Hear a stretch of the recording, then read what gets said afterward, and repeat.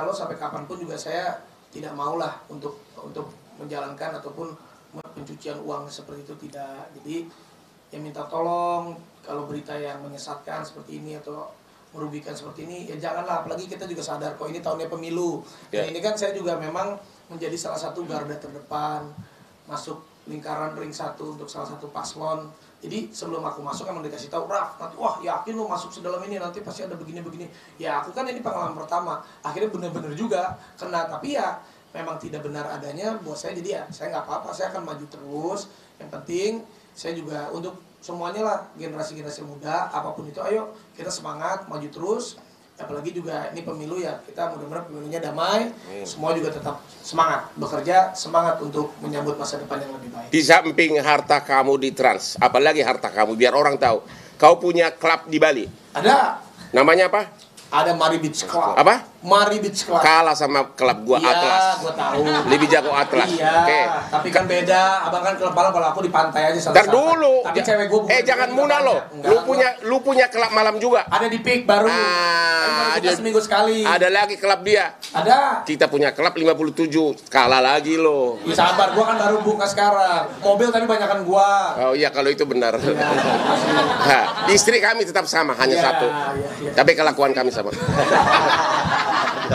Ya tapi itulah, aku juga mengucapkan terima kasih sama Bang Hotman. Karena Bang Hotman ini setiap kali aku punya masalah, dia selalu mengirimkan kalau ada berita-berita.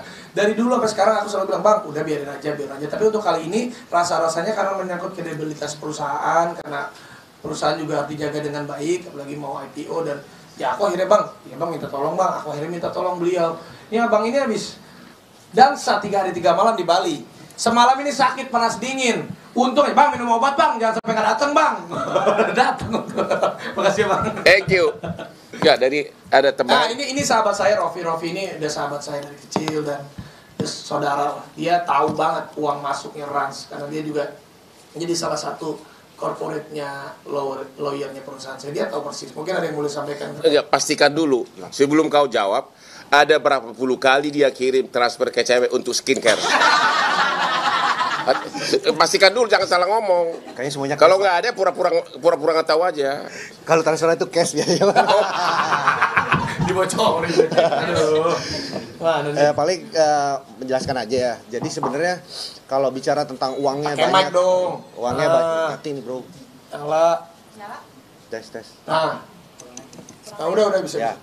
Jadi menjelaskan kenapa uangnya bisa banyak, ini kenapa bisa begini, kenapa bisa begitu.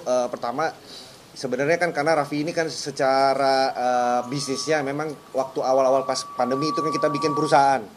Jadi perusahaan ini juga dititi dari nol, bukan langsung gede. Sebenarnya perusahaannya dari sebelum COVID, ya, tapi berkembang ya, digitalisasinya saat lagi COVID. Dan kebetulan aja rezekinya pas COVID ini meledak lah perusahaannya.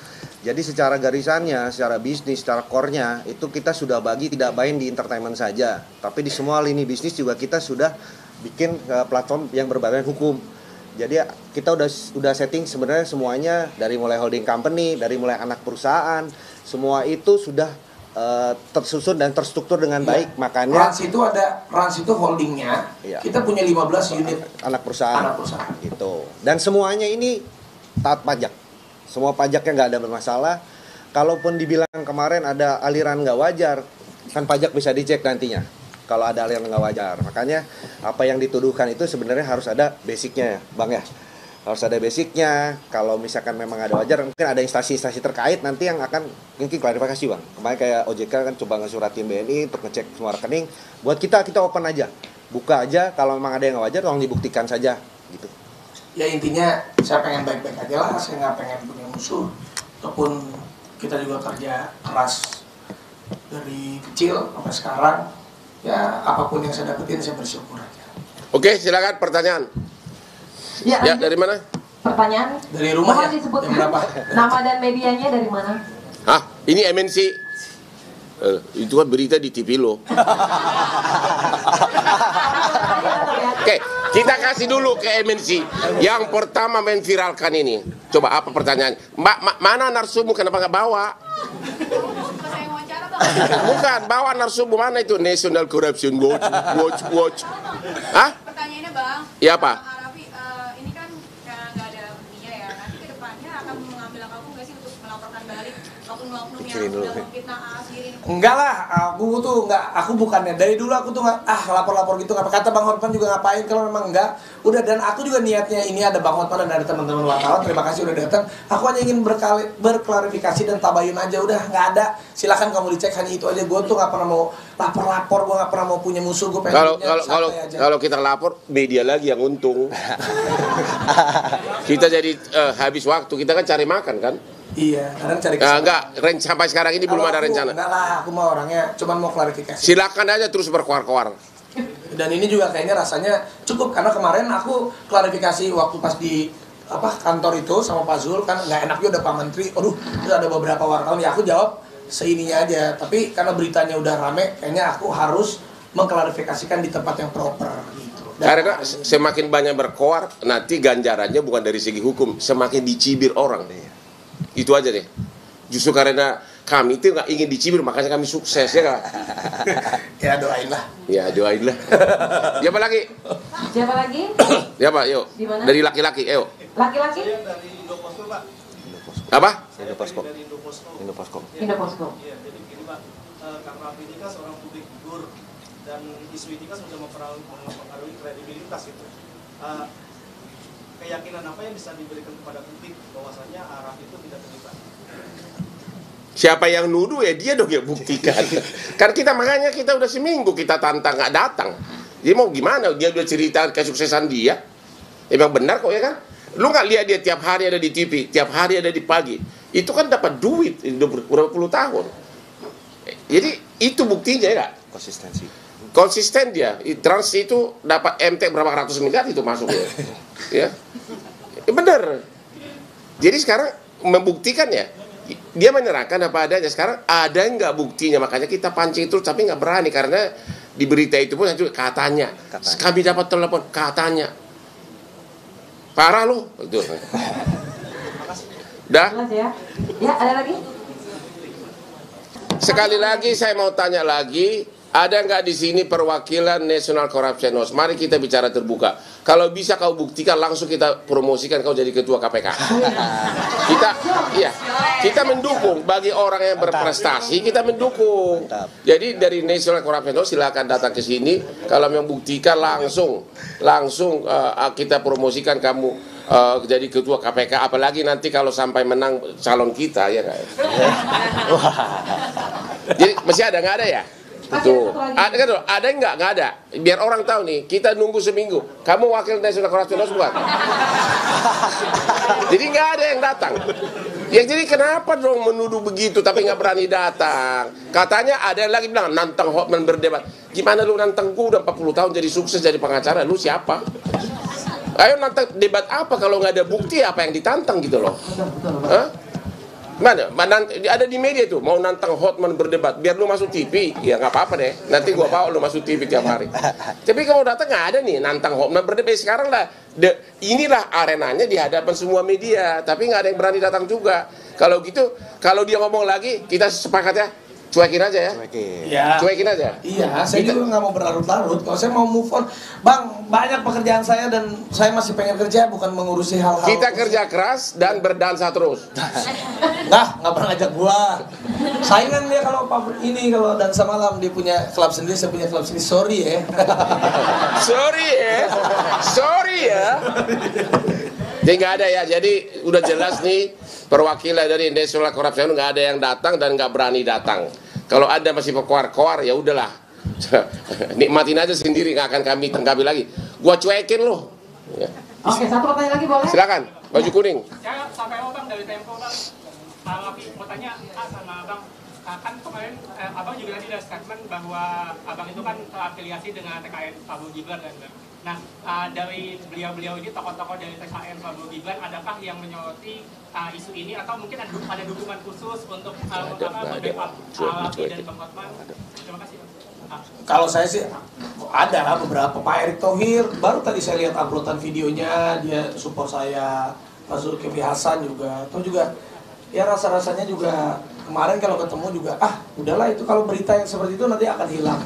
Ya mereka pun bilang ya kalau memang ada ya silakan buktikan gitu. Kalaupun Kalau akun memang ada, mana buktinya? Jadi kalau nggak ada buktinya, ya udah tenang-tenang aja.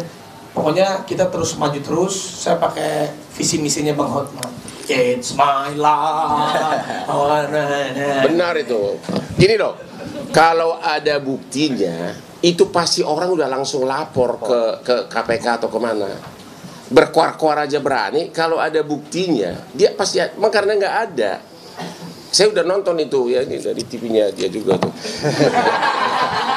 Dari mulai pajak lah, ya Pak Rafael lah, tiba-tiba lari ke kemana lagi kan? Tiba-tiba katanya kampanye lah, tiba-tiba apalah, dari ujung ke ujung, masa nyambung terus? Gak, tapi diduga. Ada yang paling memalukan lagi kata-katanya, ada yang telepon saya tadi pagi. Kok ada yang telepon saya tadi pagi? Lu baru satu yang telepon lu. Kami masih rapi, di chat sama cewek ratusan nggak ngomong. Ya itu tadi tuduhannya itu. Tadi ada yang menelpon saya tentang dugaan money laundering. Cuma ngomong gitu berani masuk TV. Nih, dibalin deh lu. Udah, nggak ada lagi. Sudah ya? Udah. Pak Prabowo sama Mas Gibran, apakah ada ngobrol sama Waki atau Kang Hotman soal ini? Dari Pak Prabowo atau Mas Gibran? Nah sih ya, kalau Mas Gibran kan kemarin saya beberapa kali ketemu dan habis ke Batu kemarin saya makan sama beliau. Mas Gibran juga bilang, udah nggak, tenang aja, kalau memang nggak ada apa-apa udah biarin aja Mas, sabar-sabar aja. Gitu udah, nggak ada masalah apa-apa. Oke, sudah jelas semua ya. Dan untuk teman-teman media mohon maaf karena waktunya terbatas, jadi hanya dibatasi dengan beberapa pertanyaan saja. Namun sebelum kita menutup press conference pada hari ini, saya persilakan untuk Bang Hotman Paris untuk memberikan final statement-nya. Oke, Indonesia sekarang sudah termasuk kategori negara di mana jumlah penduduknya fitnah terlalu banyak dan tukang nyinyir. Jadi kita harus selektif mana yang harus diajukan ke pidana atau tidak, ya. Karena kami ini adalah pengusaha, kami memprioritaskan bekerja, dan kalau memang ada buktinya, kami siap menghadapi dimanapun. Dan sekali lagi kami sangat kecewa karena National Corruption Watch yang berkuar-kuar katanya ada bukti, ada ratusan transfer. Kita undang hari ini, satu transfer aja, itu sudah cukup lumayan. Kalau you bisa buktikan 10, kita akan berkuar-kuar akan menunjuk kau jadi ketua KPK. Tapi Anda tidak berani datang. Masih Andakah berkuar-kuar terus? Ya silahkanlah, kita akan cuekin. Terima kasih. Oke, terima kasih Bang Hotman. Lalu AA, final statement-nya A, silakan. Ya, terima kasih untuk semua wartawan yang sudah hadir, appreciate sekali. Terima kasih juga untuk Bang Hotman, terima kasih juga buat my brother Rofi. Sekali lagi, saya tidak mau menduga, saya tidak mau mencari musuh, saya mau hidup tenang-tenang aja. Jadi sekali lagi yang diberitakan di luar sana tidak benar adanya. Saya kerja benar, pakai uang halal, kerja dari umur 13 tahun sampai sekarang, menjadi artis di depan layar atau selebriti di depan layar, menjadi influencer. Dan juga saya punya perusahaan Rans Entertainment yang sudah 6 tahun berjalan. Alhamdulillah semua pembukuannya pun rapi.